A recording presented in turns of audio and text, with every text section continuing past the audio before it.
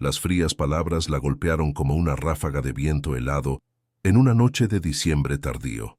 No siento nada. La voz del millonario resonó por los corredores de mármol de su mansión en las lomas de Chapultepec como una sentencia de muerte. En ese momento, Rosa Pérez sintió que sus 12 años de devoción silenciosa se desmoronaban como pan de ayer. No sé desde dónde me escuchas. Tal vez estés preparando la cena para alguien que ni siquiera te lo agradecerá, o lavando platos mientras todos los demás duermen. No importa qué hora sea, pero te prometo que la historia de hoy te tocará el corazón. La cocina de la residencia Obregón se erigía como una catedral de acero frío y granito, sus hornos profesionales zumbando con precisión mecánica. Pero Rosa sabía mejor que nadie que debajo de todo ese equipo costoso yacía un corazón que había dejado de latir hace mucho tiempo. A sus 53 años, se movía por este espacio con la gracia silenciosa de alguien que había aprendido a hacerse invisible mientras mantenía a todos los demás vivos con su sazón. Sus manos curtidas, marcadas por incontables quemaduras y cortes, contaban la historia de una mujer que lo había dado todo para alimentar a una familia que apenas reconocía su existencia. Don Ricardo Obregón se paró frente a los ventanales de cuerpo entero de su estudio, observando cómo la neblina invernal cubría la Ciudad de México como una manta gris ocultando sus secretos.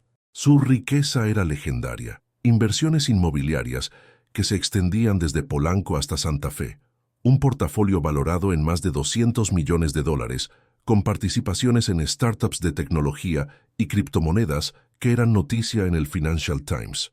Sin embargo, a pesar de toda su fortuna, no podía recordar la última vez que había probado algo que lo hiciera sentirse realmente vivo. Su esposa, Margarita, había fallecido hace 5 años, dejando un vacío que ninguna cantidad de dinero podía llenar. Los hijos solo visitaban cuando necesitaban algo, generalmente un cheque o la aprobación para otra empresa comercial que engordaría sus fideicomisos.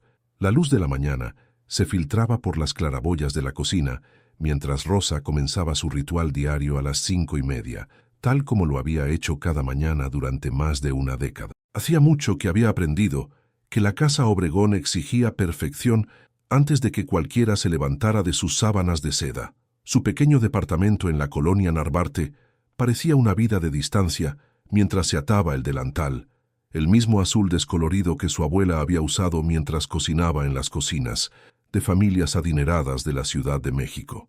La ironía no se le escapaba. Había cruzado fronteras y décadas solo para encontrarse en la misma posición, invisible y esencial a la vez.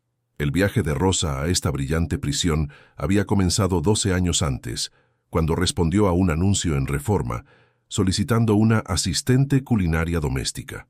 Había llegado a la mansión con solo una caja de recetas gastada y la desesperada esperanza de que sus habilidades autodidactas fueran suficientes. Margarita Obregón la había contratado en el acto, no por ninguna formación formal, sino porque la sencilla sopa de tortilla de Rosa había hecho llorar a la señora. «Sabe ahogar», había susurrado Margarita, y en ese momento Rosa pensó que había encontrado un lugar donde su cocina realmente podría importar. Esos primeros años habían sido diferentes. La casa había estado viva entonces, llena de las risas de los hijos de Ricardo durante las cenas dominicales y las reuniones festivas. Rosa había aprendido las preferencias de cada miembro de la familia con la dedicación de una erudita. Cómo a Margarita le gustaba su café matutino con un toque de canela, la manera en que el pequeño Leo prefería sus hot cakes cortados en forma de estrella, cómo don Ricardo siempre pedía más limón en su guacamole, pero fingía que no le importaban tales detalles. Había memorizado sus horarios, sus estados de ánimo, sus necesidades tácitas, convirtiéndose en la guardiana silenciosa de su comodidad diaria. Pero a medida que pasaron los años y los hijos crecieron y se fueron, la mansión se había vuelto más silenciosa, más fría. La enfermedad de Margarita había proyectado una sombra sobre todo, y Rosa había observado impotente cómo la mujer que le había dado una oportunidad se desvanecía lentamente. Había preparado innumerables tazones de caldos curativos y reconfortantes, cada uno una ofrenda de amor que Margarita apenas podía tragar. Cuando llegó el final, Rosa había sido la encargada de hacer la comida de la recepción fúnebre, De pie en la cocina, mientras la familia se lamentaba en el salón, sus propias lágrimas cayendo sobre la masa, mientras moldeaba tamales que alimentarían su dolor. Después de la muerte de Margarita, la casa se había convertido en el mausoleo de dolor y culpa de Ricardo. Se había lanzado a expandir su imperio empresarial, adquiriendo propiedades e inversiones como un hombre tratando de construir una pared lo suficientemente alta como para alejar el dolor. Su patrimonio neto se había duplicado, luego triplicado, con emprendimientos exitosos en energía verde y una inversión en Bitcoin particularmente lucrativa que lo había hecho aún más rico que antes. Pero la riqueza, observó Rosa desde la ventana de su cocina, parecía hacerlo más hambriento que satisfecho, hambriento de algo que ninguna cantidad de dinero podía comprar. Las humillaciones diarias comenzaron siendo pequeñas y crecieron como mala hierba en el jardín de la dignidad de Rosa. Cualquiera puede hacer arroz rojo y frijoles, se mofó Ricardo una noche cuando ella había preparado la receta de su abuela para una cena. El comentario dolió no solo porque desestimó su habilidad, sino porque ese arroz y esos frijoles habían tardado 3 horas en prepararse, cada grano de arroz tostado individualmente, los frijoles cocidos a fuego lento con epazote y hoja de aguacate hasta que cantaban con sabor. Pero Ricardo solo veía comida sencilla, indigna de su sofisticado paladar y los costosos gustos de sus invitados. El personal contratado tomó ejemplo de su empleador. La nueva ama de llaves, traída de una agencia especializada en personal doméstico de alta gama, hacía comentarios mordaces sobre el acento de Rosa y la forma en que sazonaba la comida, como si todavía estuviéramos en un pueblo. El jardinero tiraba sus botas llenas de lodo junto a la puerta de la cocina, esperando que Rosa limpiara tras él, mientras se quejaba de su comida con olor a fritanga, a cualquiera que quisiera escuchar. Incluso el equipo de limpieza 2 veces por semana la trataba como un obstáculo a rodear, en lugar de la persona que había mantenido esa casa funcionando mucho antes de que ellos llegaran. Pero fue la indiferencia de Ricardo lo que más hirió. Se sentaba en su desayuno solitario cada mañana, revisando informes bursátiles en su tableta, mientras comía mecánicamente los huevos poché y el pan artesanal que ella había preparado. Nunca una palabra de reconocimiento, nunca una mirada que sugiriera que la veía como algo más que un electrodoméstico caro. Había aprendido a cronometrar sus movimientos para evitarlo, deslizándose dentro y fuera de las habitaciones como un fantasma, cuyo único propósito era asegurar su comodidad mientras permanecía completamente invisible. El aislamiento era aplastante. El inglés de Rosa, aunque funcional, no era lo suficientemente sofisticado para los círculos sociales que ocasionalmente barrían la mansión. Escuchaba desde la cocina cómo los invitados elogiaban el increíble servicio de catering en las cenas, sin saber que cada plato había sido preparado por la pequeña mujer que habían pasado por alto sin ver. Sus contribuciones se atribuían a cualquier restaurante elegante que Ricardo afirmaba haber ordenado, otro pequeño robo de reconocimiento que la dejaba sintiéndose más pequeña e insignificante con cada día que pasaba. Pero entonces llegó Leo, el nieto de 8 años de Ricardo, hijo de su hija Carolina, que vivía en Nueva York y visitaba tal vez 3 veces al año. Leo era diferente al resto de la familia, curioso en lugar de con derecho, amable en lugar de frío. Deambulaba por la cocina durante sus visitas, atraído por los aromas y la calidez que parecían emanar de la presencia de Rosa, como el calor de un fogón de leña. Mientras los adultos discutían portafolios y estrategias de inversión en la sala de estar, Leo se subía a un taburete y observaba a Rosa trabajar con la fascinación de un niño que descubre magia. «¿Por qué le hablas a la comida?», preguntó una tarde viendo a Rosa murmurar suavemente a una olla de pozole mientras lo revolvía con una cuchara de madera desgastada por décadas de uso. La pregunta hizo sonreír a Rosa, la primera sonrisa genuina que había tenido en meses. «Porque la comida también tiene sentimientos, mijo», explicó, usando el cariño sin pensarlo. «Si estás enojado cuando cocinas, la comida sabe a enojo. Si cocinas con amor, la gente también puede saborearlo».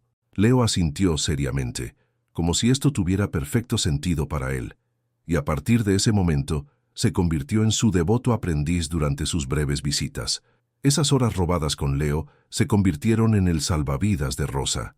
Le enseñó a hacer platillos sencillos, tortillas de harina que se inflaban como globos en el comal, huevos revueltos con queso que se derretían en cintas doradas, chocolate caliente que humeaba con promesas de confort en las mañanas brumosas de la ciudad. Pero más que recetas, compartía historias, cuentos de la cocina de su abuela en Guadalajara, donde las paredes estaban manchadas de humo por innumerables comidas y el amor parecía sazonar todo. Historias del barrio donde creció, donde la comida era moneda y bondad, donde todos conocían los asuntos de los demás, pero también la comida favorita de todos. La verdadera cocina, le dijo a Leo una tarde, mientras amasaban masa para empanadas. No se trata de ingredientes elegantes o equipos costosos. Se trata de poner tu corazón en tus manos y tus manos en la comida. Cualquiera puede seguir una receta, pero no todos pueden hacer comida que sane. Leo absorbió estas lecciones como una esponja, y Rosa observó con asombro cómo este niño privilegiado desarrollaba un aprecio por la magia sencilla que ella había estado creando todo el tiempo. La presencia del niño también despertó algo en Ricardo que Rosa no había visto en años. Un destello de calidez, una sombra del hombre que pudo haber sido antes de que el dolor y la culpa le endurecieran el corazón. A veces lo sorprendía mirando desde el umbral, mientras ella y Leo trabajaban juntos. Su expresión indescifrable, pero de alguna manera menos fría de lo habitual. Una vez, incluso lo vio sonreír cuando Leo le presentó una quesadilla deforme, pero hecha con amor, para el almuerzo. Pero estos momentos eran fugaces, rápidamente enterrados bajo las capas de armadura emocional que Ricardo había construido a su alrededor. La frágil paz de estas pequeñas conexiones se hizo añicos cuando Ricardo anunció que contrataría a un chef de renombre para la noche más importante de la mansión en años. Una cena para celebrar su última adquisición comercial, una cadena de restaurantes de lujo que añadiría millones a su ya sustancial fortuna. Antoine Dubois llegó con toda la fanfarria que su reputación exigía, presentado en portadas de revistas, elogiado por críticos gastronómicos y con honorarios que podrían haber pagado el salario de Rosa durante un año entero.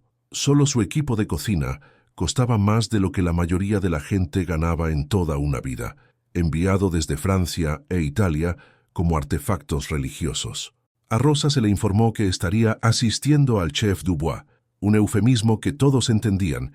Significaba que estaría haciendo el trabajo de preparación menos glamoroso mientras permanecía invisible durante el servicio real. Observó cómo su cocina se transformaba en algo que apenas reconocía, llena de aparatos desconocidos y técnicas que parecían más sobre el espectáculo que el sustento. Dubois le hablaba solo para ladrar órdenes, tratándola como un electrodoméstico para ser usado e ignorado. Los otros miembros del personal, ansiosos por ganarse el favor del chef celebridad, de repente encontraron razones para criticar los métodos de Rosa y cuestionar su competencia. El menú para la cena fue un ejercicio de exceso costoso, gastronomía molecular que convertía alimentos familiares en esculturas irreconocibles, ingredientes traídos de todo el mundo a costos que podrían haber alimentado a una familia durante meses. Rosa preparó verduras con precisión mecánica, sus manos moviéndose automáticamente mientras su corazón se volvía más pesado con cada hora que pasaba. Esto no es cocinar, pensó con tristeza. Esto era arte escénico, diseñado para impresionar en lugar de nutrir, para exhibir riqueza en lugar de expresar amor. Pero mientras trabajaba en las sombras, Rosa notó cosas que otros pasaron por alto. El ligero temblor en las manos de Dubois cuando pensaba que nadie lo veía, la forma en que revisaba su teléfono con creciente ansiedad, el olor a alcohol en su aliento que se hacía más fuerte a medida que avanzaba el día. Ella ya había visto esto antes en otras cocinas, otros chefs cuyos egos habían extendido cheques que sus habilidades no podían pagar. La fama y la presión eran sazones que podían arruinar incluso al cocinero más talentoso, y ella observó con creciente preocupación cómo Dubois se dirigía hacia lo que parecía un desastre inevitable. La noche de la cena llegó con toda la pompa y ceremonia que la riqueza de Ricardo podía comprar. El comedor de la mansión se había transformado en algo que pertenecía a un hotel de lujo, con flores de cempasúchil que costaban más que el alquiler mensual de Rosa y vino más viejo que algunos de los invitados. Trabajó detrás de escena, emplatando aperitivos y monitoreando los tiempos de cocción, mientras Dubois se lucía en la cocina principal, entreteniendo a inversores y críticos gastronómicos con historias de sus aventuras culinarias alrededor del mundo. Pero a medida que avanzaba la noche, las cosas comenzaron a desmoronarse. Los platos regresaban apenas tocados, sus construcciones moleculares más desconcertantes que apetitosas para los invitados que esperaban el tipo de comida memorable que se correspondiera con la importancia de la ocasión. Rosa observó a través de la ventanilla de servicio cómo las expresiones de confusión reemplazaban las sonrisas de anticipación en los rostros de los comensales. Las conversaciones se volvieron forzadas, la energía en la sala desinflándose como un soufflé dejado demasiado tiempo en un horno frío.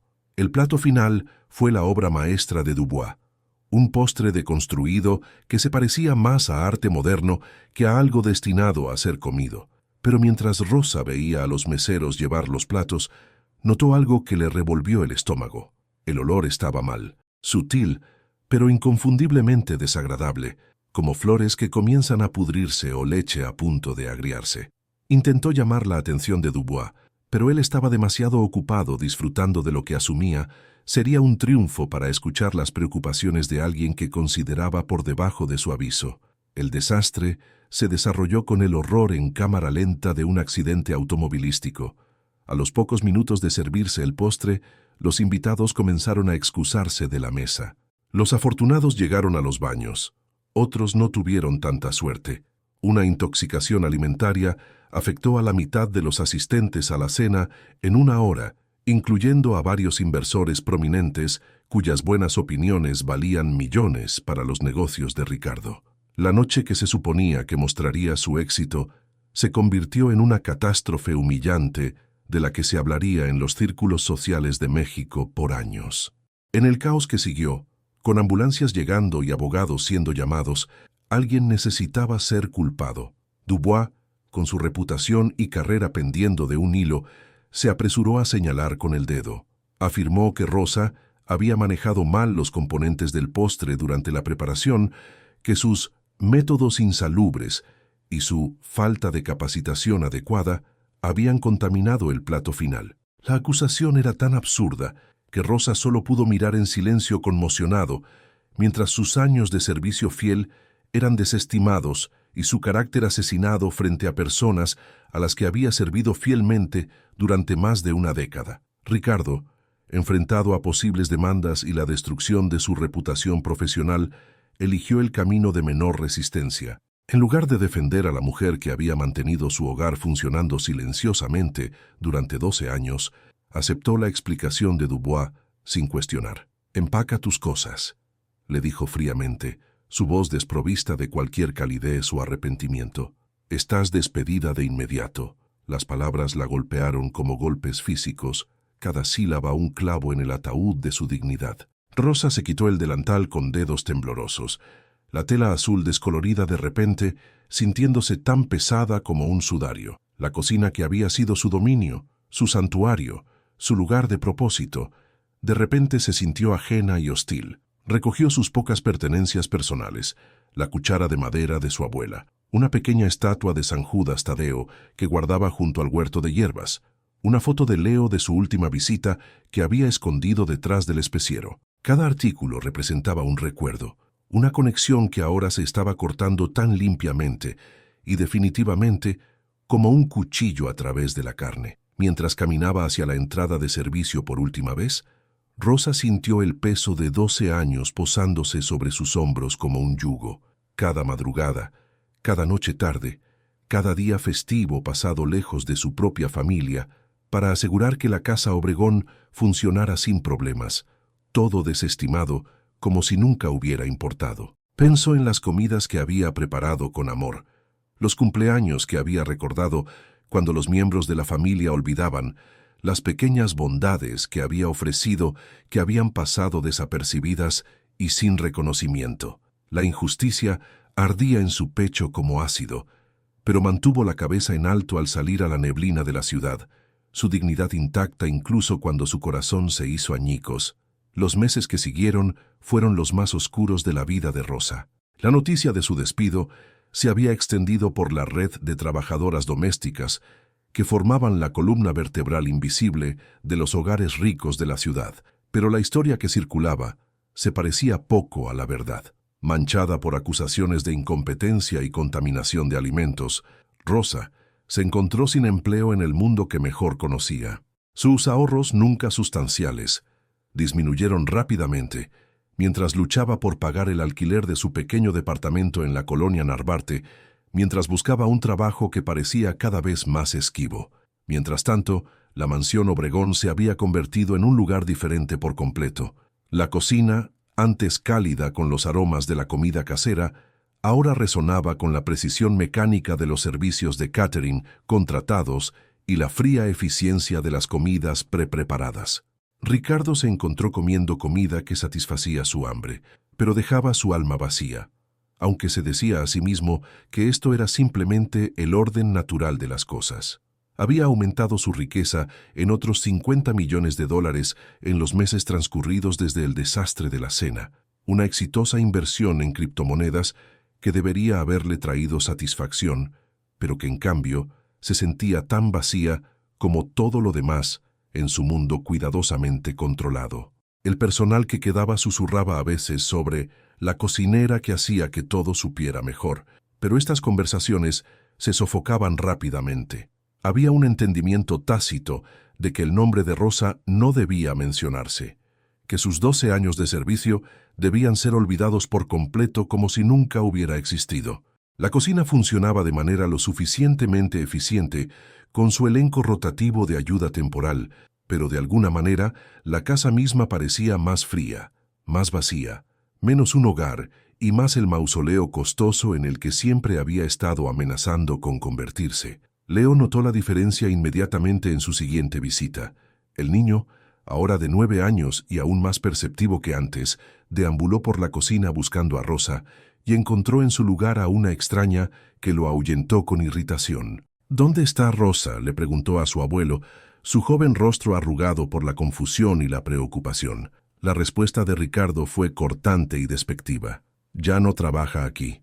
Pero a Leo no era fácil disuadirlo, y su persistencia finalmente desgastó las defensas de Ricardo lo suficiente como para extraer una versión de los hechos que pintaba a Rosa como incompetente y peligrosa. Pero Leo conocía a Rosa de maneras que Ricardo nunca lo había hecho. Recordaba la dulzura de sus manos mientras le enseñaba a amasar, las historias que contaba mientras esperaban que el pan subiera, la forma en que ella siempre parecía saber exactamente lo que él necesitaba, incluso antes de que él lo hiciera. La historia oficial de su partida no coincidía con la mujer que conocía, y su joven sentido de la justicia estaba indignado por lo que parecía un error fundamental que necesitaba ser corregido. El niño comenzó su propia investigación con la determinación de alguien demasiado joven para entender que algunas batallas no se podían ganar. Hizo preguntas al personal de limpieza, al jardinero, a cualquiera que hubiera estado presente durante la infame cena. Lentamente, un panorama diferente comenzó a surgir. Historias sobre la bebida de Dubois, testigos de su comportamiento errático, detalles que habían sido convenientemente pasados por alto en la prisa por asignar culpas. Leo, con la obstinación que solo poseen los niños, comenzó a coleccionar evidencia, como piezas de un rompecabezas que eventualmente revelaría la verdad. La revelación llegó 6 meses después, entregada en forma de una llamada telefónica que cambiaría todo. Un inspector de alimentos, revisando los archivos del caso de intoxicación de la cena, había descubierto algo que se había pasado por alto en la investigación original. La contaminación no había provenido del trabajo de preparación de Rosa, sino de un lote de crema importada que Dubois había insistido en usar a pesar de su dudosa procedencia. Las pruebas de laboratorio confirmaron lo que Rosa había tratado de decirle a cualquiera que quisiera escuchar. El postre estaba condenado desde el momento en que Dubois tomó la decisión de priorizar ingredientes exóticos sobre la seguridad alimentaria.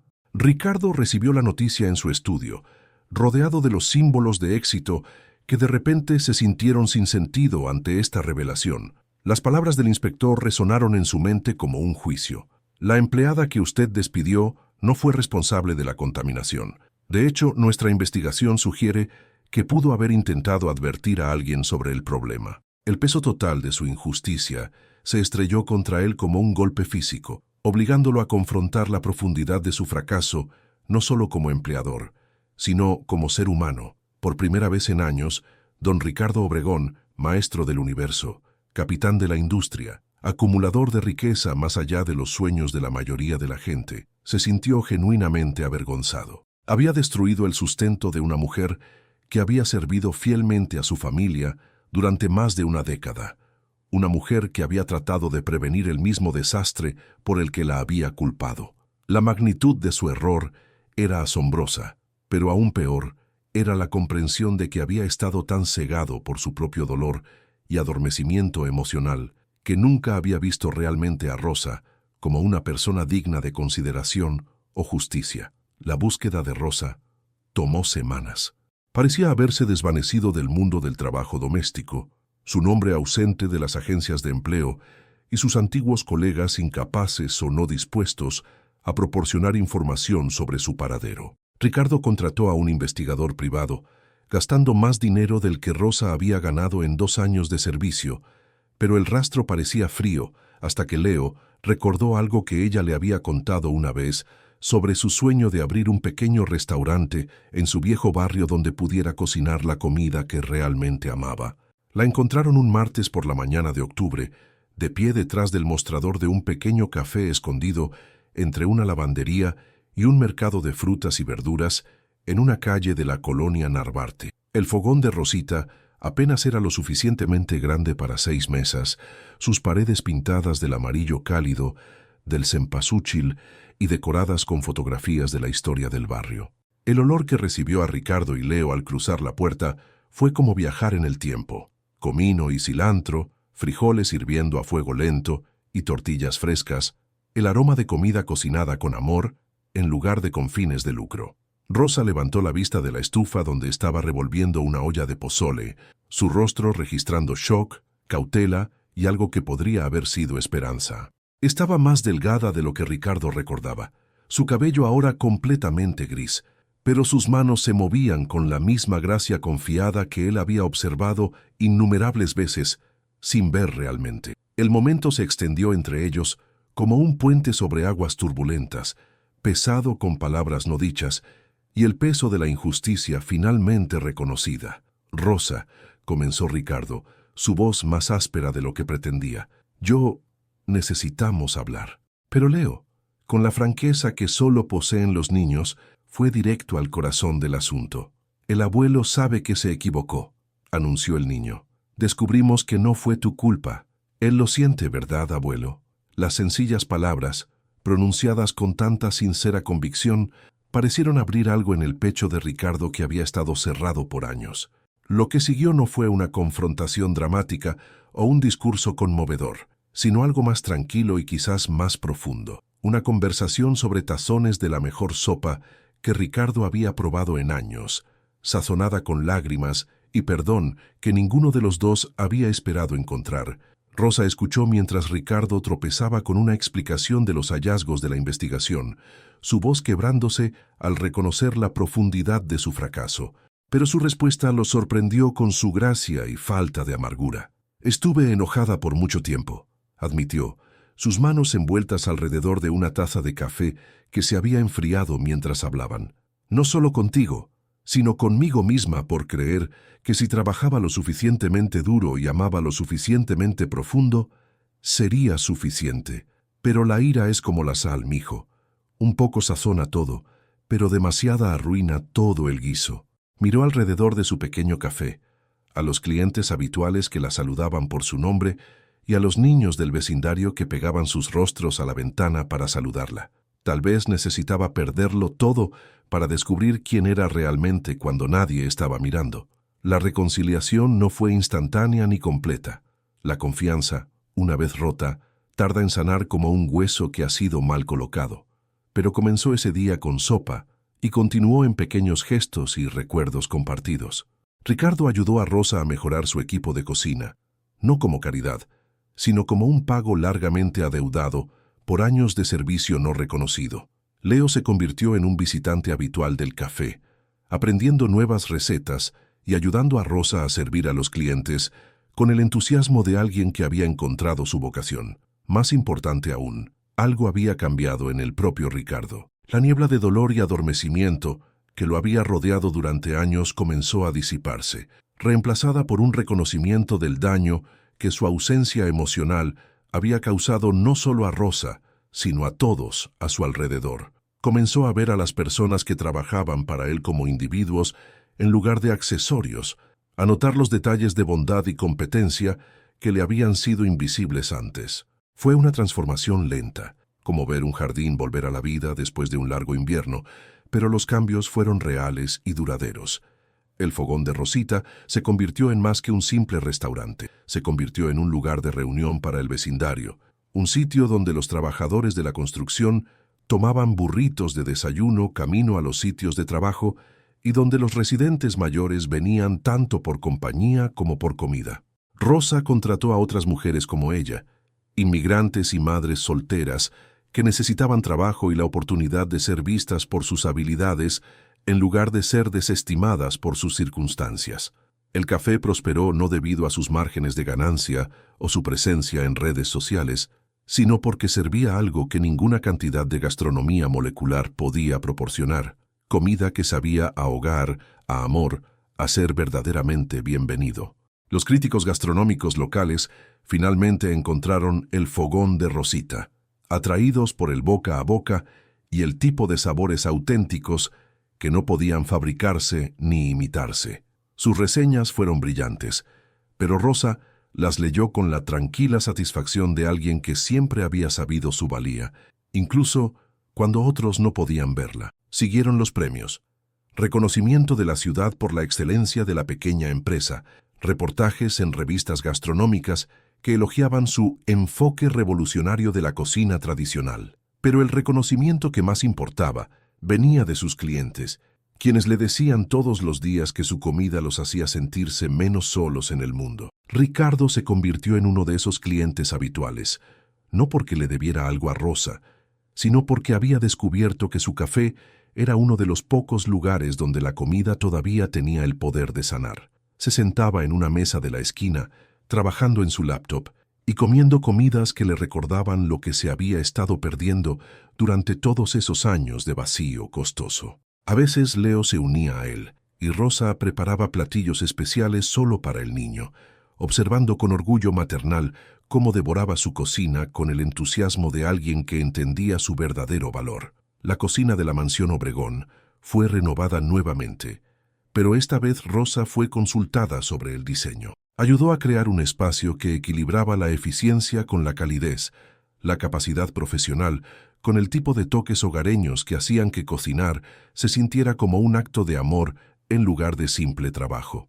El mármol frío se suavizó con madera cálida, y se instaló un pequeño huerto de hierbas junto a la ventana donde Rosa enseñó a Leo y al nuevo personal de cocina a cultivar cilantro y epazote, orégano y menta. No era lo mismo que tener a Rosa de regreso a tiempo completo, pero era un espacio que honraba su influencia y reconocía la importancia de lo que ella siempre había aportado al acto de alimentar a otros.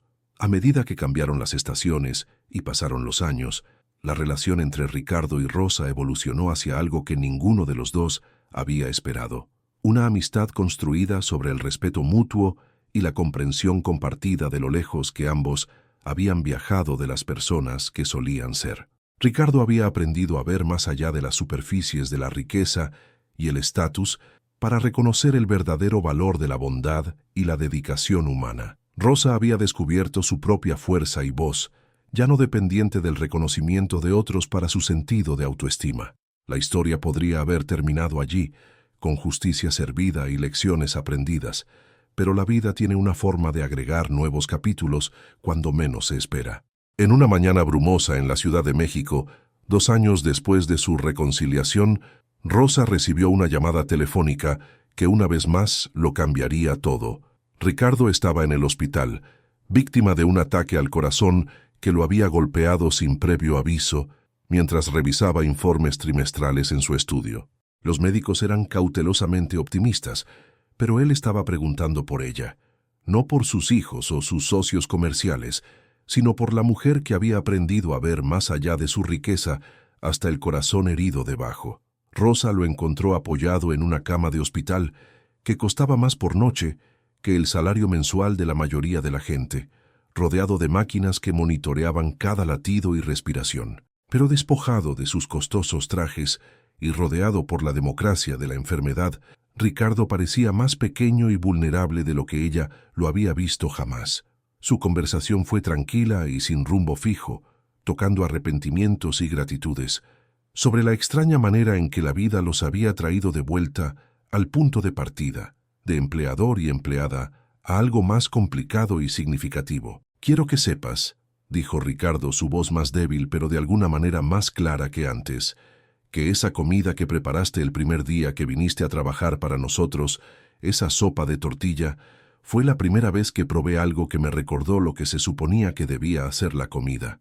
Estaba demasiado orgulloso o asustado para decírtelo entonces, pero sabía a la cocina de la abuela de Margarita, a algo que había perdido, y pensé que nunca volvería a encontrar». La admisión quedó suspendida entre ellos como un regalo, el reconocimiento de una conexión que había estado allí desde el principio, pero que había tardado años de dolor y separación en reconocer. Rosa se quedó con él durante esa difícil recuperación, no como una empleada, sino como una amiga que entendía que la curación venía en muchas formas. Le trajo recipientes de las sopas y guisos que una vez habían llenado su mansión de calidez y observó lentamente cómo el color volvía a sus mejillas y la fuerza a su voz. La experiencia cercana a la muerte lo había cambiado de maneras que el éxito y la riqueza nunca podrían, despojando la última de su armadura emocional para revelar a alguien capaz de gratitud y afecto genuinos. Hoy, si caminas por una calle de la colonia Narvarte en cualquier mañana, todavía puedes encontrar el fogón de Rosita escondido entre la lavandería y el mercado de frutas y verduras, todavía sirviendo el tipo de comida que alimenta almas además de cuerpos. Rosa, ahora en sus 60 y tantos años, se mueve por su cocina con la misma gracia y propósito que siempre ha poseído. Pero hay algo diferente en su porte, la confianza de alguien que ha sido probada y ha emergido más fuerte, que ha aprendido que su valía nunca dependió de la capacidad de otros para verla.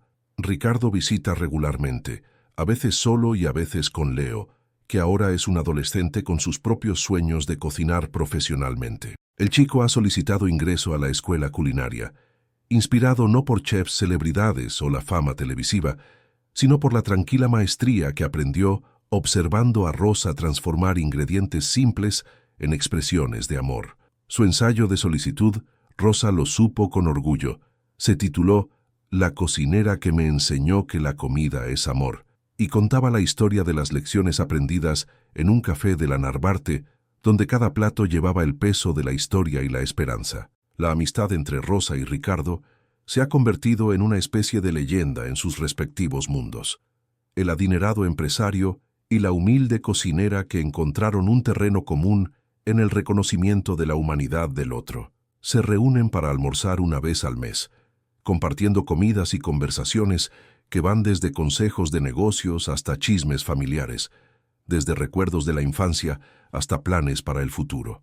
Es una amistad improbable, nacida de la injusticia y nutrida por el perdón, pero ha enriquecido sus vidas de maneras que ninguno de los dos había anticipado. La influencia de Rosa se extiende mucho más allá de su pequeño café ahora. Imparte clases de cocina en el centro comunitario, compartiendo no solo recetas, sino la filosofía que ha guiado toda su carrera, que la comida es la forma más fundamental en que nos cuidamos unos a otros, y que cocinar con amor es una forma de oración que trasciende las fronteras culturales y económicas. Sus estudiantes incluyen a otras trabajadoras domésticas que buscan comenzar sus propios negocios, madres jóvenes que quieren alimentar mejor a sus familias y, ocasionalmente, personas adineradas que han descubierto que todo su dinero no puede comprar la satisfacción de crear algo hermoso y nutritivo con sus propias manos. El vecindario ha cambiado alrededor del fogón de Rosita, como lo hacen los barrios de la Ciudad de México, con nuevas construcciones y alquileres en aumento que amenazan a la comunidad que ha sostenido su negocio. Pero Rosa se ha convertido en un ancla, un elemento fijo que los nuevos residentes aprenden rápidamente a atesorar y los residentes de toda la vida luchan por proteger. Las reuniones del ayuntamiento han estado llenas de partidarios cuando los cambios de zonificación amenazaron su arrendamiento, y un blogger gastronómico local comenzó una exitosa campaña de crowdfunding para ayudarla a comprar el edificio cuando su arrendador decidió vender. Ricardo, fiel a la transformación que la enfermedad y la amistad habían forjado en él, se convirtió en uno de los mayores contribuyentes a esa campaña, no como un hombre rico arrojando dinero a un problema, sino como un amigo que aseguraba que un lugar de valor genuino continuaría existiendo en un mundo cada vez más dominado por cadenas corporativas y experiencias artificiales. Su contribución se hizo de forma anónima, pero Rosa lo sabía, al igual que siempre había sido capaz de leer las necesidades y los corazones de aquellos a quienes servía. La cocina de la mansión Obregón todavía funciona, todavía produce comidas para Ricardo y sus invitados ocasionales, pero ahora opera bajo los principios que Rosa ayudó a establecer. El personal es tratado con respeto y salarios justos, sus contribuciones reconocidas y valoradas. La comida que se sirve allí es más sencilla de lo que alguna vez fue, pero infinitamente más satisfactoria. Comidas que nutren en lugar de impresionar, que crean conexión en lugar de exhibir riqueza. Leo ayuda a planear los menús cuando visita, trayendo recetas y técnicas que ha aprendido de Rosa, creando un puente entre dos mundos que alguna vez estuvieron increíblemente distantes. Al mirar atrás en el camino que los trajo desde ese momento de devastadora injusticia hasta este lugar de respeto mutuo y afecto genuino, tanto Rosa como don Ricardo reconocen lo cerca que estuvieron de perderse por completo. Si no fuera por la persistencia de Leo y una investigación burocrática que reveló la verdad, Rosa podría haber permanecido invisible para siempre, sus contribuciones olvidadas y su valía no reconocida. Don Ricardo podría haber continuado viviendo en su fortaleza emocional, rodeado de riqueza, pero hambriento de la conexión humana que da sentido a la vida. Pero tal vez, Rosa reflexiona mientras observa el amanecer pintar la colonia Narvarte en tonos dorados y ámbar. Así es como siempre funciona la sanación, no a través de gestos dramáticos o justicia perfecta, sino a través de pequeños actos de reconocimiento y perdón, a través de la elección diaria de verse claramente y tratarse con dignidad. Cada comida que sirve sigue siendo un acto de amor, pero ahora es un amor ofrecido libremente, en lugar de desde las sombras, un amor que es recibido, reconocido y devuelto en forma de gratitud y aprecio genuino. El círculo de su influencia continúa ampliándose. Antiguos estudiantes abren sus propios restaurantes y puestos de comida, llevando adelante las lecciones sobre cocinar con intención y servir con orgullo. Trabajadoras domésticas en toda la ciudad la ven como un ejemplo de alguien que se negó a dejar que otros definieran su valía, que construyó algo hermoso de las cenizas de la injusticia. Críticos gastronómicos y estudiantes de cocina hacen peregrinaciones a su café, esperando aprender el secreto de la comida que toca corazones además de paladares. Pero Rosa sabe que no hay secreto, ninguna técnica especial que se pueda enseñar en la escuela culinaria o capturar en un libro de cocina. Solo existe la elección de cocinar con amor en lugar de ego, de sazonar con amabilidad en lugar de arrogancia, de servir con humildad en lugar de orgullo. Es una filosofía sencilla, pero que tiene el poder de transformar no solo la comida, sino a las personas que la preparan y la consumen. En un mundo cada vez más dividido por la riqueza y el estatus, por la raza y la nacionalidad, por todas las barreras artificiales que impiden que los seres humanos reconozcan su dignidad fundamental, la cocina de Rosa sigue siendo un lugar donde esas divisiones se disuelven en el vapor de una sopa bien hecha. Las estaciones continúan cambiando sobre la Ciudad de México, cada una trayendo nuevos desafíos y oportunidades a la pequeña esquina de Rosa. La primavera llega con la promesa de hierbas frescas en su huerto. El verano trae la abundancia de agricultores locales que ahora compiten para suministrar a su cocina lo mejor de su cosecha. El otoño Llena su café con las especias cálidas de los guisos reconfortantes, y el invierno envuelve el barrio en una niebla que parece hacer que sus caldos sepan aún más a salvación. A pesar de todo, Rosa se mueve con los ritmos que siempre ha conocido, levantándose antes del amanecer para comenzar el milagro diario de transformar ingredientes simples en sustento, tanto para el cuerpo como para el alma. El café ha crecido a lo largo de los años, no en tamaño sino en significado. Lo que comenzó como un intento desesperado de reconstruir su vida, se ha convertido en una piedra angular de la comunidad, un lugar donde se comparten historias sobre tazones humeantes y donde los extraños se convierten en amigos a través del simple acto de compartir el pan. Rosa ha aprendido a leer a sus clientes de la misma manera que una vez leyó a la familia Obregón, entendiendo sus necesidades a veces antes de que las expresen, preparando consuelo para los afligidos y celebración para los alegres. Está la señora Liu, que viene cada martes por un plato de menudo después de sus tratamientos de quimioterapia, afirmando que es lo único que le sabe a algo. Está Marco, el joven padre que pasa cada mañana por tacos de guisado para llevar para su equipo de construcción, siempre dejando un peso extra en el bote de propinas porque recuerda lo que era luchar. Está Elena, la maestra de secundaria que trae a sus alumnos de inglés para practicar el idioma, mientras prueban la cocina de Rosa, creando puentes entre culturas a través del lenguaje universal de la buena comida. Cada cliente lleva una historia, y Rosa se ha convertido en la guardiana de estas historias, la guardiana del corazón de esta comunidad.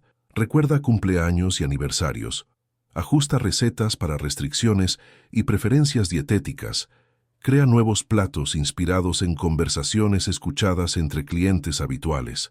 Su menú cambia con las estaciones y con las necesidades de su vecindario, pero siempre se basa en el principio que ha guiado toda su vida. La comida es amor hecho visible. El reconocimiento ha seguido creciendo. Revistas gastronómicas han presentado a El Fogón de Rosita en artículos sobre joyas ocultas de la cocina de la Ciudad de México, y chefs, celebridades, han hecho peregrinaciones para aprender de la mujer que nunca asistió a la escuela culinaria, pero cuyos instintos, para el sabor y la nutrición, parecen provenir de una fuente más profunda que el simple entrenamiento. Productores de televisión se han acercado a ella para protagonizar un programa de cocina. Editoriales han ofrecido contratos de libros, restauranteros han propuesto oportunidades de franquicia que podrían hacerla rica de maneras que apenas se atrevía a imaginar. Pero Rosa ha aprendido a ser cuidadosa con el éxito, a recordar la diferencia entre reconocimiento y validación, entre fama y satisfacción. Ha visto cómo la riqueza y la celebridad cambiaron a don Ricardo, cómo la búsqueda de más puede convertirse en un hambre que consume todo a su paso. Cuando un importante grupo restaurantero le ofreció comprar sus recetas y abrir sucursales de El Fogón de Rosita en todo el país, ella se negó cortésmente. «Pueden copiar mi comida», les dijo, «pero no pueden copiar mi corazón». En cambio, ha elegido un camino diferente de expansión, uno que honra los valores que siempre han guiado su trabajo. Ha ayudado a otras trabajadoras domésticas e inmigrantes a iniciar sus propios negocios de comida, compartiendo no solo recetas, sino la sabiduría ganada con esfuerzo sobre cómo llevar un restaurante que sirve a la comunidad en lugar de al lucro. Sus antiguos estudiantes ahora operan puestos de comida y servicios de catering en toda la ciudad, cada uno manteniendo los estándares de calidad y corazón que Rosa les enseñó. Está Carmen, que comenzó un negocio de tamales desde su departamento y ahora suministra a varias tiendas de abarrotes locales. Está Miguel, cuyo puesto de tacos de canasta se ha vuelto legendario entre los trabajadores del turno de noche que necesitan comida de confort en las pequeñas horas de la mañana. Está Fátima, cuyo restaurante salvadoreño de pupusas atrae a clientes de toda la ciudad que están dispuestos a hacer fila por comida que les recuerda a su hogar. Cada historia de éxito lleva una pieza del legado de Rosa, expandiendo el círculo de su influencia de maneras que ninguna expansión corporativa podría igualar. Las clases de cocina también han evolucionado, convirtiéndose no solo en instrucción de técnica, sino en una forma de terapia, una manera para que las personas procesen sus propias historias de desplazamiento y pertenencia a través del acto de crear sustento. Rosa observa cómo los inmigrantes recientes aprenden a adaptar sus recetas tradicionales a los ingredientes y gustos locales, ayudándolos a preservar su identidad cultural mientras construyen puentes hacia su nueva comunidad. Ve a adultos jóvenes que crecieron con comida rápida descubrir la satisfacción de crear comidas con sus propias manos, aprendiendo que cocinar puede ser meditación, que la cocina puede ser un santuario. Las clases se han vuelto tan populares que Rosa ha tenido que expandirse a múltiples sesiones, pero se niega a diluir la atmósfera íntima que las hace especiales. Cada grupo está limitado a 8 personas, lo suficientemente pequeño como para que todos puedan trabajar directamente con Rosa, lo suficientemente grande como para que los participantes puedan aprender de las experiencias y culturas de los demás. La diversidad es notable, trabajadores de tecnología aprendiendo a reducir la velocidad y conectarse con su comida, residentes mayores compartiendo recetas familiares que de otra manera podrían perderse, adolescentes descubriendo que cocinar puede ser una expresión creativa en lugar de solo otra tarea. Don Ricardo a menudo pasa por las clases, no como participante, sino como un observador que todavía está aprendiendo a ver el mundo a través de la lente de la conexión humana en lugar de la pura eficiencia. Ha visto a Rosa trabajar con madres solteras con dificultades, enseñándoles a hacer comidas nutritivas con presupuestos increíblemente ajustados, y ha visto cómo su paciencia y aliento han cambiado no solo cómo cocinan, sino cómo se ven a sí mismas. Es un tipo de educación que ninguna cantidad de dinero podría comprar, una clase magistral en dignidad humana que se ha convertido en parte de su propia transformación continua.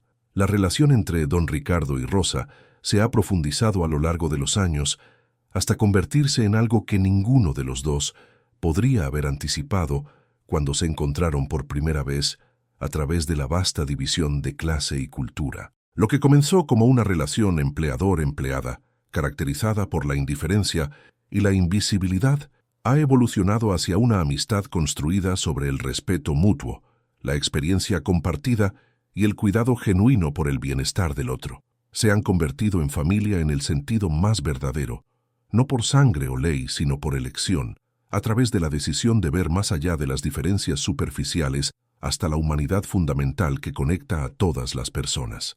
Don Ricardo ha cambiado de maneras que continúan sorprendiendo a quienes lo conocieron durante sus años más fríos.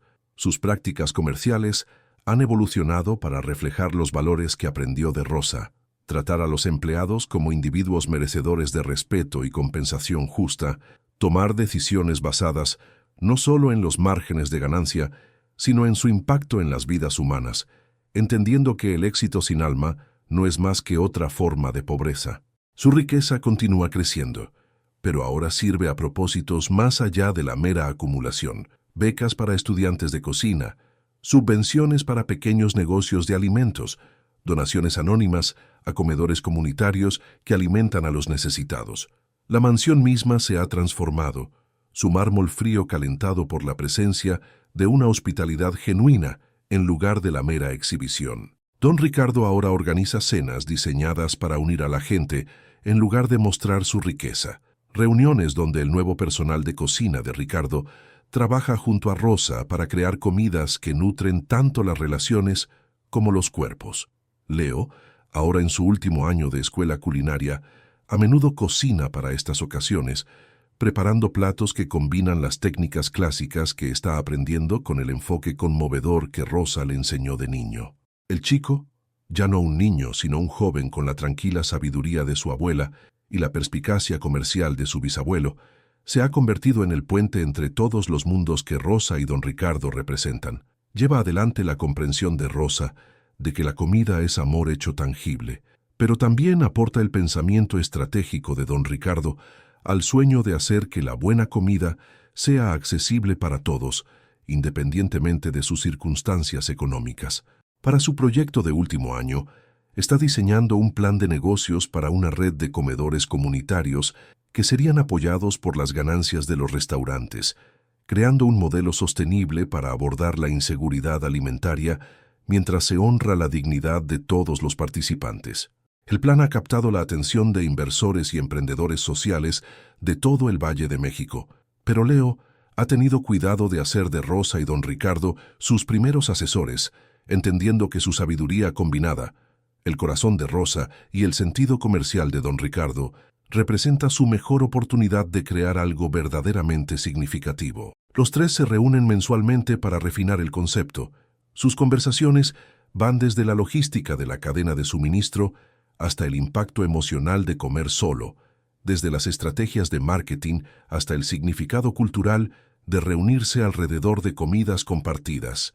Estas sesiones de planificación se han convertido en algunos de los momentos favoritos de Rosa, momentos en los que puede ver el círculo completo de su influencia desarrollándose en tiempo real. El niño que una vez se paró en un taburete en la cocina Obregón, preguntando por qué le hablaba a la comida, se ha convertido en un joven que entiende que cocinar es conversación, entre cocinero e ingrediente, entre cocina y comunidad, entre pasado y futuro. Sus sueños son lo suficientemente grandes como para cambiar el mundo, pero lo suficientemente arraigados como para honrar la simple verdad que Rosa siempre ha encarnado, que todos merecen ser alimentados con dignidad y amor. El vecindario alrededor del fogón de Rosita continúa evolucionando.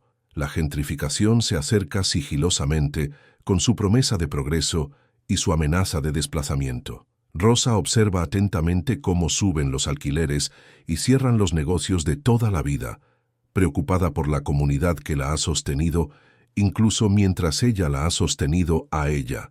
Pero se ha convertido en más que solo una dueña de negocios.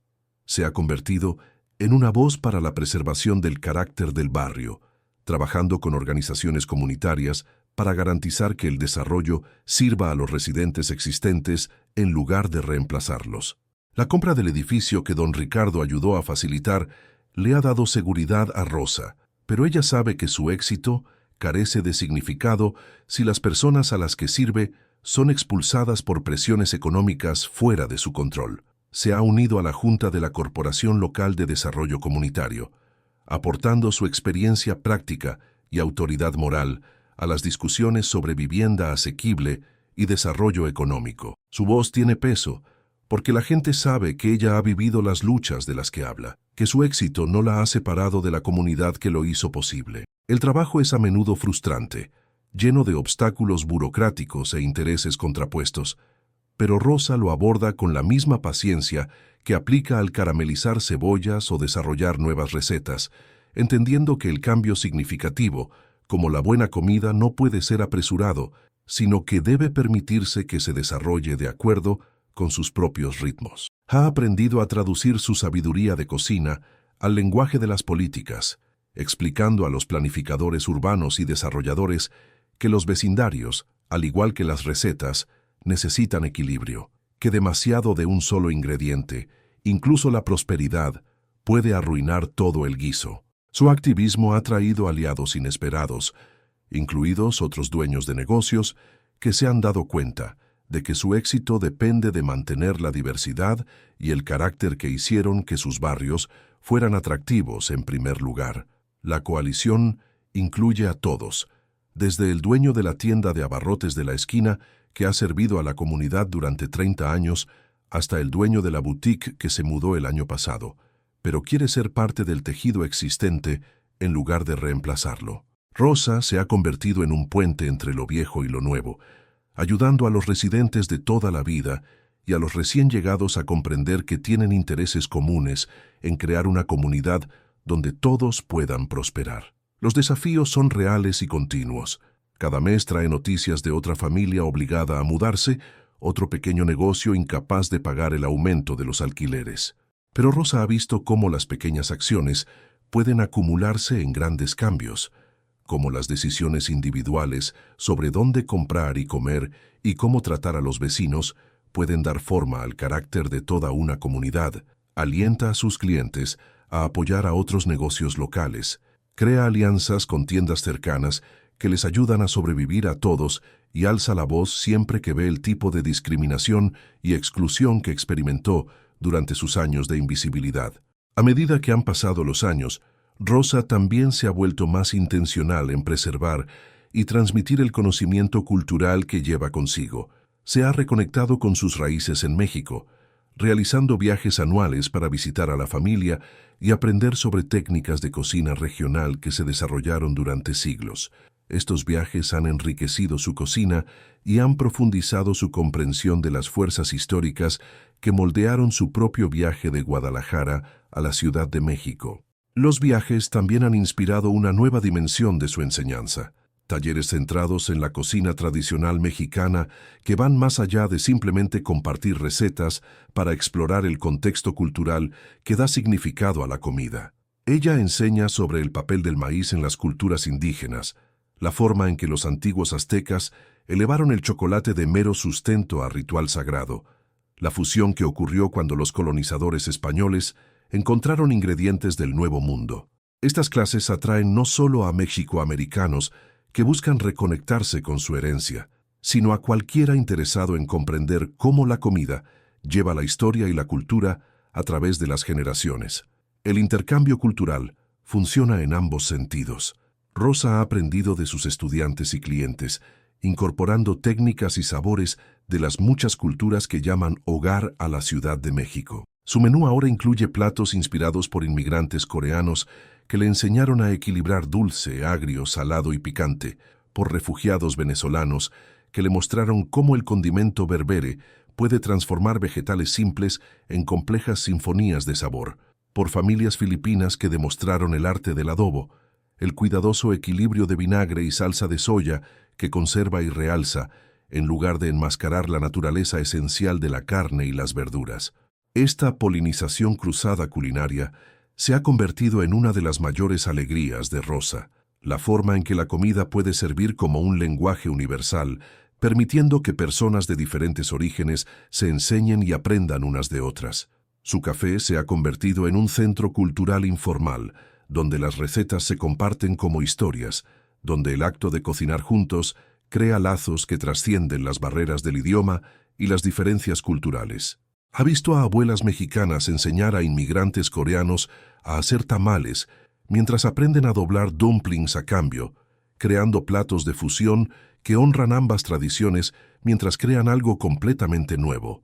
El éxito de estos intercambios culturales ha llevado a alianzas formales con organizaciones de servicio a inmigrantes en todo el Valle de México. El Fogón de Rosita ahora organiza cenas mensuales donde los recién llegados pueden compartir comida de sus países de origen mientras aprenden sobre la cultura gastronómica local. Los eventos se han vuelto tan populares que han superado el pequeño café, trasladándose a centros comunitarios alquilados que pueden acomodar a las multitudes de personas ansiosas por participar en esta forma más básica de diplomacia cultural. Estas reuniones también han atraído la atención de investigadores y trabajadores sociales que estudian la integración y la construcción de comunidades.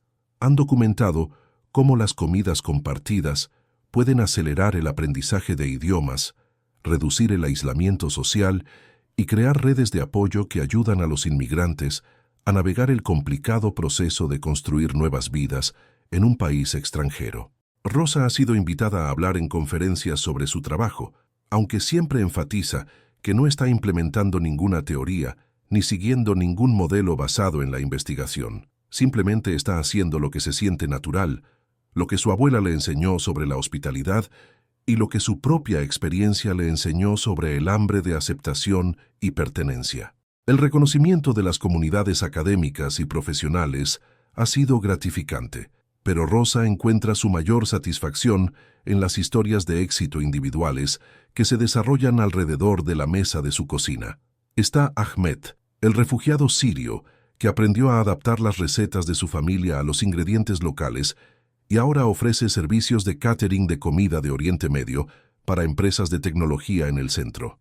Está Priya, que comenzó a asistir a las cenas de intercambio cultural para practicar su inglés y terminó casándose con Carlos, un cliente habitual de El Fogón de Rosita, en una ceremonia que presentó platos de ambas culturas.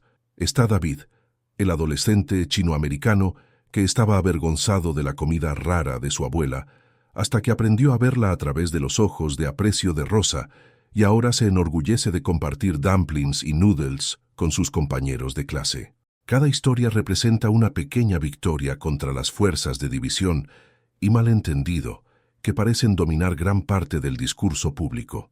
En la cocina de Rosa no hay lugar para el tipo de miedo y sospecha que los políticos y figuras de los medios a veces usan para ganar atención y poder. Solo existe el reconocimiento humano fundamental de que todos necesitan comer, que todos tienen algo que contribuir, que el compartir la comida crea lazos que trascienden las fronteras artificiales.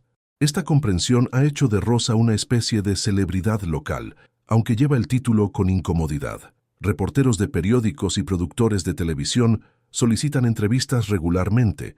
Los miembros del ayuntamiento buscan su respaldo durante las campañas electorales y los sitios web de turismo catalogan a El Fogón de Rosita como una experiencia cultural auténtica de visita obligada. La atención es halagadora, pero también potencialmente peligrosa. Rosa ha visto cómo el tipo incorrecto de reconocimiento puede transformar espacios comunitarios íntimos en atracciones turísticas que pierden su alma en la búsqueda de un atractivo más amplio. Ha desarrollado estrategias para gestionar la visibilidad mientras mantiene la autenticidad. Las entrevistas con los medios se realizan en su café durante el horario comercial habitual, asegurando que los reporteros vean las operaciones diarias reales en lugar de una actuación escenificada. Ella insiste en que cualquier cobertura incluya información sobre los problemas de justicia social que afectan a su comunidad, utilizando su plataforma para llamar la atención sobre la asequibilidad de la vivienda,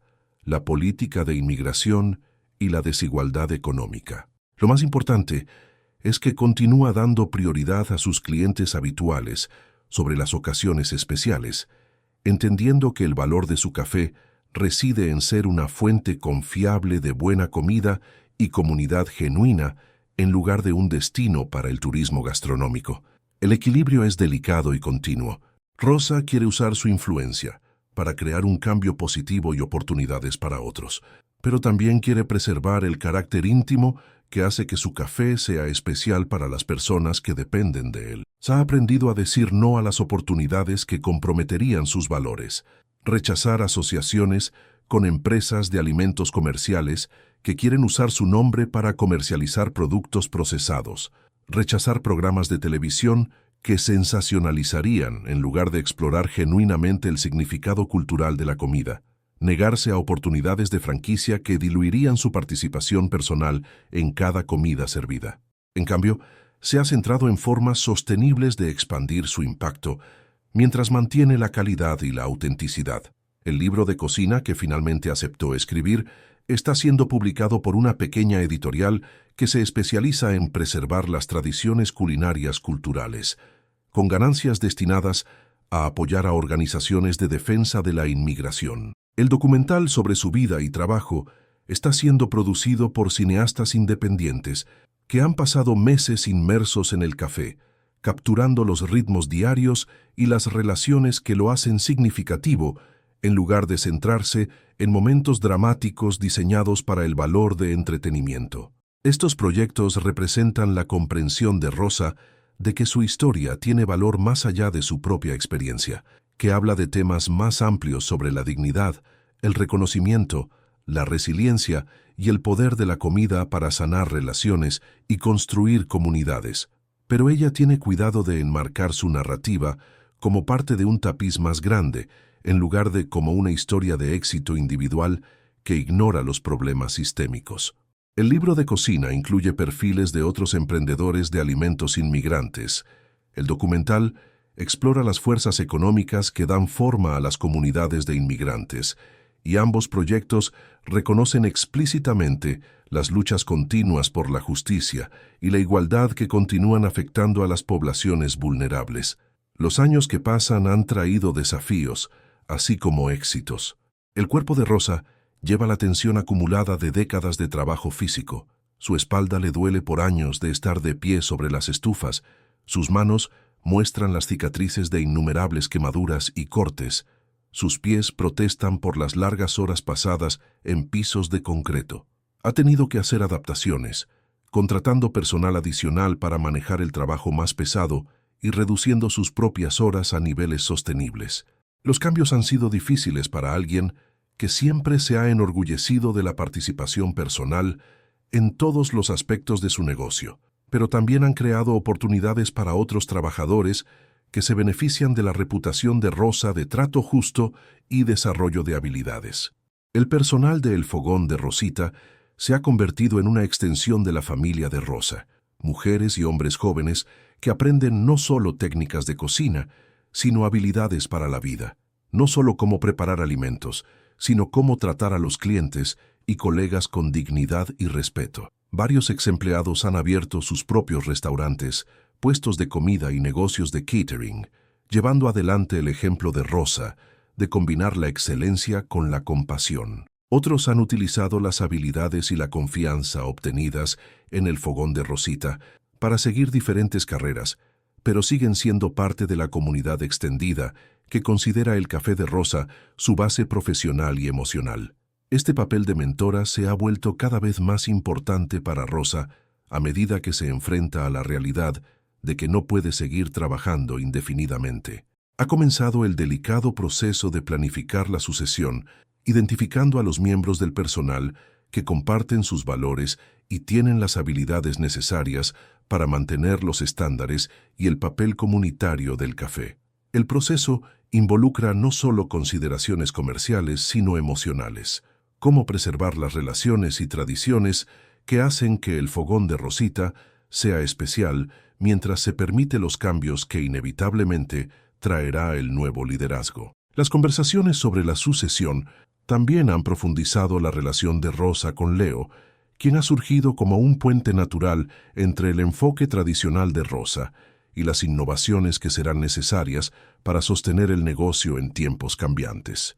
Su formación en la escuela culinaria le ha dado habilidades técnicas que complementan la comprensión intuitiva de Rosa sobre el sabor y la cultura, mientras que su relación de toda la vida con ella le ha inculcado los valores que hacen que su trabajo sea significativo en lugar de simplemente rentable. Juntos, han estado desarrollando planes para expandir la influencia de Rosa a través de un instituto de capacitación que enseñaría el enfoque de Rosa hacia la comida y la comunidad a aspirantes a dueños de restaurantes, organizadores comunitarios y cualquier persona interesada en usar la comida como una herramienta para el cambio social. El instituto se albergaría en una instalación más grande que podría acomodar clases, demostraciones y eventos comunitarios mientras se mantiene El Fogón de Rosita como el café de barrio íntimo que siempre ha sido su corazón. La visión es ambiciosa, pero se basa en la experiencia práctica que Rosa ha acumulado a través de décadas de alimentar a personas y construir relaciones. El plan de estudios incluiría no solo técnicas de cocina, sino planificación de negocios, organización comunitaria, competencia cultural y el tipo de inteligencia emocional que permite a los buenos cocineros leer las necesidades de sus clientes y responder con nutrición y consuelo. Los estudiantes aprenderían a ver los restaurantes no solo como negocios, sino como instituciones comunitarias con responsabilidades que se extienden mucho más allá de los márgenes de ganancia. El instituto ha atraído apoyo de sectores inesperados. Don Ricardo se ha comprometido a proporcionar la financiación inicial, viéndolo como una oportunidad para usar su riqueza de maneras que se alineen con los valores que Rosa le ha enseñado. Las universidades locales han expresado interés en alianzas académicas que darían crédito a los estudiantes por el trabajo práctico en empresas de alimentos basadas en la comunidad. Las organizaciones comunitarias han ofrecido ayudar con la divulgación y el reclutamiento de estudiantes, reconociendo que el instituto podría proporcionar una valiosa capacitación para sus miembros y constituyentes. Pero quizás lo más importante es que el instituto ha capturado la imaginación de jóvenes como Leo, que buscan formas de seguir carreras que combinen la satisfacción personal con el impacto social. El grupo de solicitantes ya incluye a graduados de escuelas culinarias que buscan un trabajo más significativo, trabajadores sociales interesados en usar la comida como una herramienta terapéutica, activistas comunitarios que quieren aprender cómo los restaurantes pueden servir como espacios de organización y estudiantes de negocios que quieren desarrollar modelos sostenibles para empresas que prioricen el beneficio comunitario junto con el éxito financiero. El proceso de planificación le ha recordado a Rosa los primeros días en el fogón de Rosita, cuando cada decisión requería una cuidadosa reflexión sobre los valores, así como la logística, cuando la visión de lo que el café podría llegar a ser guiaba las elecciones sobre todo, desde los elementos del menú hasta los horarios del personal. Pero ahora tiene el beneficio de la experiencia, el conocimiento adquirido a través de años de prueba y error, éxito y fracaso, construcción de comunidad y reparación de relaciones. Entiende mejor que nunca que el cambio sostenible requiere paciencia, flexibilidad y sobre todo la voluntad de centrar las necesidades y la dignidad humanas en cada decisión. A medida que el invierno se instala en la Ciudad de México una vez más, Rosa se encuentra en una temporada de reflexión y preparación. El café funciona sin problemas bajo el liderazgo del personal que ha capacitado y en el que confía, lo que le da tiempo para pensar en las preguntas más amplias de legado e impacto que se vuelven más apremiantes con cada año que pasa. Camina por la colonia Narvarte en las primeras horas de la mañana antes de que abra el café, observando los cambios y las constantes que definen su vecindario, pensando en las fuerzas que han moldeado su viaje y las contribuciones que espera hacer a los viajes de otros. Las calles cuentan historias de resiliencia y transformación que reflejan su propia experiencia. Edificios que albergaron a familias desplazadas por la gentrificación ahora dan refugio a nuevas olas de inmigrantes que buscan las mismas oportunidades que trajeron a la familia de Rosa a la capital hace décadas. Pequeños negocios cierran y otros nuevos abren, cada uno representando el sueño de alguien de independencia económica y contribución comunitaria. Los rostros cambian, pero las aspiraciones siguen siendo constantes. El deseo de construir algo significativo, de servir a los demás, de crear espacios donde las personas puedan reunirse y encontrar sustento para el cuerpo y el espíritu. ¿Y tú? ¿Alguna vez has cocinado para alguien que nunca te dio las gracias? ¿Te has sentido invisible en tu propia cocina, poco apreciada por el amor que pones en cada comida? Cuéntamelo en los comentarios. La historia de Rosa no es solo sobre el viaje de una mujer de la humillación al reconocimiento. Es sobre cada persona que alguna vez alimentó a otros mientras pasaba hambre de reconocimiento. Si esta historia te tocó el corazón, deja tu like y suscríbete para que este mensaje llegue a otra mujer que cocina con el alma. Compártela con alguien que necesite recordar que sus contribuciones importan, que su trabajo tiene valor, que merecen ser vistas y apreciadas por todo lo que dan al mundo. Para más historias emotivas que celebran a los héroes anónimos entre nosotros, haz clic en el enlace del podcast en la descripción. Gracias por acompañarnos en este viaje del corazón. Nos vemos en la próxima historia.